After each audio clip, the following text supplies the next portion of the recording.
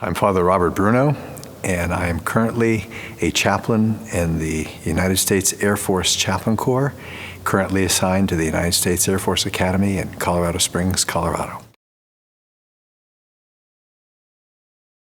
The original intention was to go in for maybe 5 or 6 years, maybe do 2, possibly 3 assignments, and then come out and go do something else. Well, that was 33 years ago, and here I am. Okay, and still at it and still in love with it, and I hope and pray making a difference in the lives of people at very critical moments in their lives, and hopefully that's a difference for the better.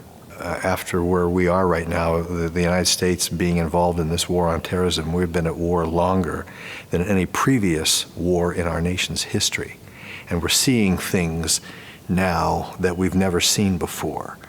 The long-term effects by a very large young element of our society in post-traumatic stress disorder and traumatic brain injury and suicides. We've had at least 4 since I've been there, in the 4 years.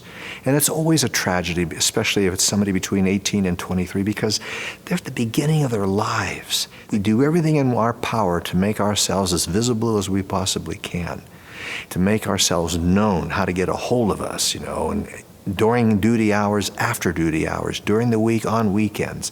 And despite all of that, some of them get themselves into what they consider to be a bind they can't get out of. They take what they think is the easy, painless way out. And what they don't understand is that it might be easy and painless for them, but it's devastating on their families and on other folks that have known them. So we struggle with those kinds of issues. The other key piece is how we advise commanders who hold the responsibility of command. And I've had to exercise that responsibility numerous times over those 33 years, and numerous times just in the 4 years that I've been at the academy, where it's me and the 4-star alone. Once I got a phone call from him on a Saturday afternoon. He was rethinking guidance that I had given him previously. A number of his other commanders were trying to talk him out of it. He came back to me and he says, a lot of pressure is being put on me. And I said, sir, it comes down to one element: integrity. And either you have it or you don't. And I said, my guidance to you is based on that principle of integrity. Got it, Father. Thanks. That's huge.